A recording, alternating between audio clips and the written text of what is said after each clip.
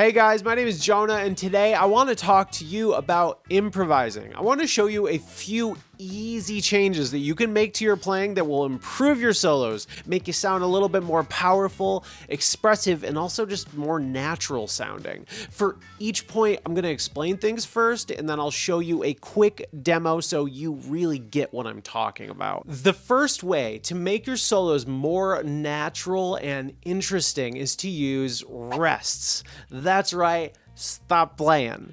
It's so simple, but I don't really find a lot of harmonica players that are very good at this. It takes a little bit of restraint to not play. So if you want to avoid sounding aimless and random, this is the easiest way to do it.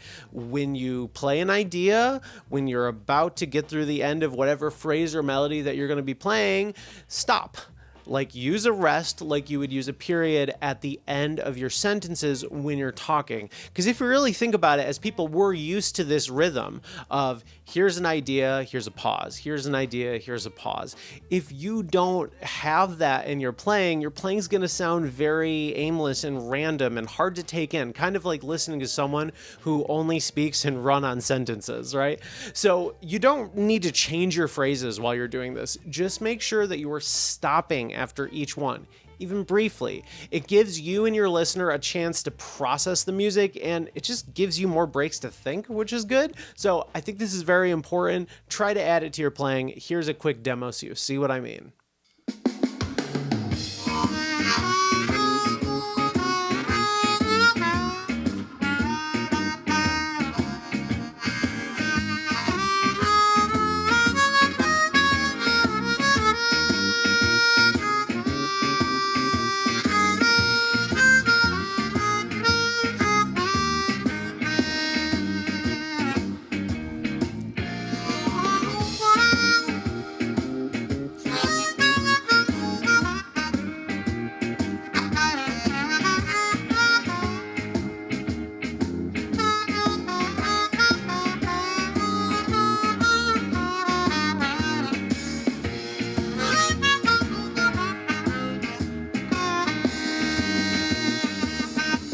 From that demo, I'm sure that you can see how adding rest can make a solo flow better. It's just like putting a period at the end of a sentence. Without pauses after a person talks, it's hard to understand them, and it's the same in music. I want to let you know that your soloing ability is directly related to how well you can play your scales. It's like this on every instrument. There really is no avoiding this if you want to learn how to improvise. And to help you along the way, I've made a free scale cheat sheet download that has all of the tabs, the notes, and even the scale degrees for you in first, second, and third position. You can just click the link down in the description and you can grab your own copy.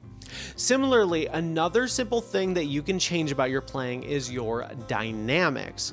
Just like when you talk, you need to apply some variation in your volume level and your tone to keep people's attention. Have you ever heard a monotone person talk? They are hard to listen to because these minor changes in tone and volume are really important to us. And when you apply this to your playing, it's really cool what happens. When you get quieter, people listen in more. And if you want to build up and make something really pop, well, you need to have a bit of a contrast that you can work up to. I know this is obvious, but I do see most harmonica players ignoring this all the time. It's like shouting all the time, or that one guy online that talks in caps lock. If you actually use your dynamics in a tasteful way, it's just going to make your playing sound way better and more human. Let me show you what I mean.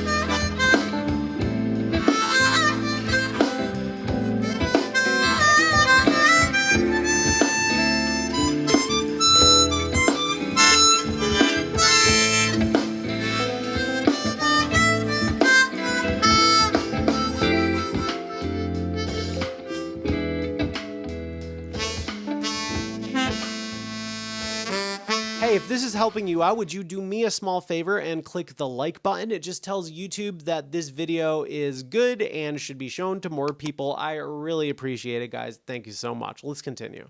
The next change I'm suggesting is obvious, but usually ignored. And that is to use the techniques that you've spent time learning, right? That improve your sound, like hand wah and vibrato. This is pretty simple. Unless you're mic'd up, you should have a hand free. And if you do, you should be using it pretty much all the time to add wah or a really nice repeating tremolo sound. That and throat vibrato are the most powerful tools we have to improve our sound. So just don't forget these techniques exist. I find that folks forget, so I'm reminding you now. Your techniques are powerful and they can help even very simple phrases stand on their own because the effects make them interesting to listen to. Make sure you're using them. Here's a demo where I'll play the same thing with and without effects. You can tell me which sounds better.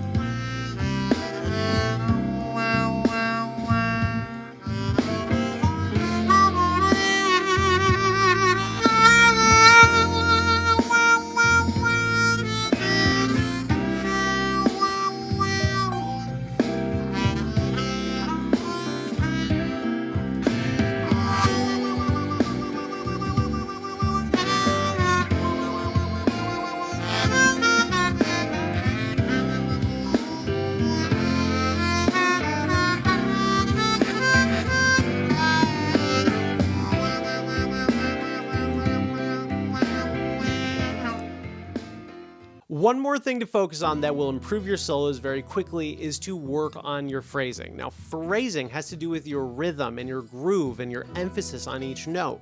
It's like playing the same notes, but just changing certain things about it, like changing the rhythm and the timing to get a bit of a different effect. Could be a different rhythm effect. It could be a different emotional effect. It's really up to you as to what it turns into. And I'm going to give you some examples of changing phrasing in a minute, but here's how I want you to think about this. Think of a stand-up comedian. Now, a stand-up comedian is going to come up with a joke, but they're not just going to leave it at that. They're going to keep going to a club night after night, and they're going to say this joke and see how people react and see if there's things that they can change to get a better response out of it. In the comedian's case, more laughs. They're going to shorten things up. They're going to take things out. They're going to edit some things on the fly. They're going to use a different tone for certain parts with the ultimate goal of making that joke the best thing that it can be. Now, you could do this with your playing as well, and especially if you play a lot in one particular genre like the blues, you can really build up a library of very interesting phrasings that you use with your music. Here's a demo where I'm going to loop a phrase that I've come up with and then change the phrasing on it so you can see how you can change these different things in your own music. Check it out.